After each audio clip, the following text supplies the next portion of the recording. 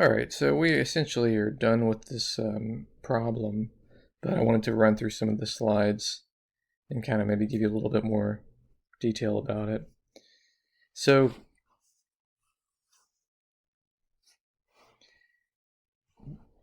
when we're setting this up, I chose X to be the number of molecules of hydrogen and Y to be the number of molecules of O2. And then we had some debate about this.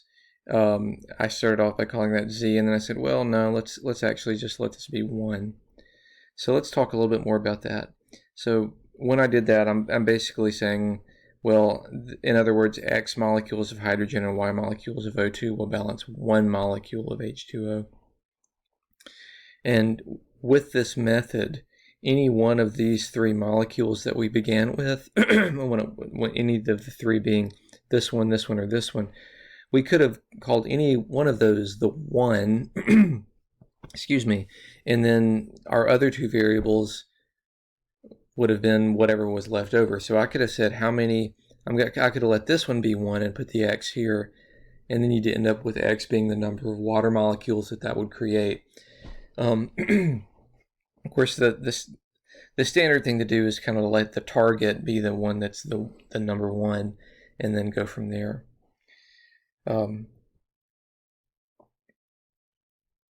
So the basic method is outlined here.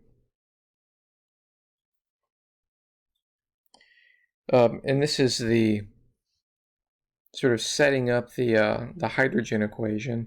In this slide, it's talking about setting up the oxygen equation.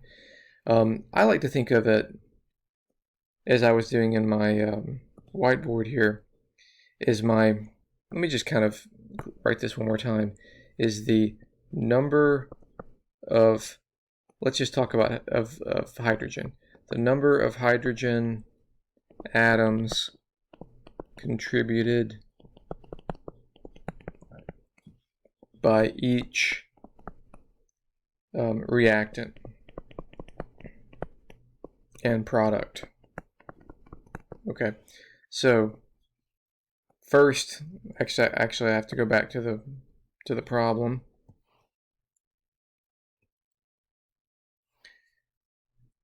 How many hydrogens did we contribute here? Well, we had 2. Each hydrogen molecule has 2 hydrogen atoms, and then X is the number of molecules, so I have to multiply X times 2, and that's where this 2X came from. Hence, this would be 2X from the first reactant. How many hydrogens are contributed by the oxygen? None, so that's why this one was 0Y. And then altogether, that has to make 2 hydrogen atoms times 1 water molecule, so that's a total of 2.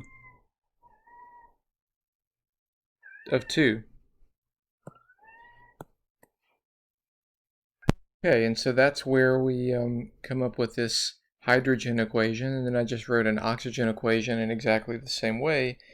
And then I kind of took a shortcut, but you don't have to. You can certainly do the matrix method here. If I was to do the matrix method, my matrices from this system down here would be 2, 0, 0, 2, and then I would take the inverse and multiply that times my constant matrix, which would be 2, 1. And that's what's done here.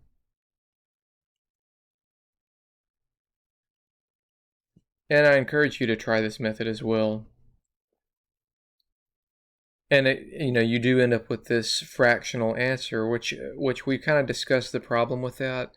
Only integer numbers of molecules are allowed, and so in order to balance this out, I basically multiply everything in this equation by 2. And so that's kind of how we deal with these balancing chemical equation problems. Granted, they are a little bit different and a little bit unfamiliar. But I believe this is the end of our 4.2 section. Yeah, A section. So from here we go to 4.2b. So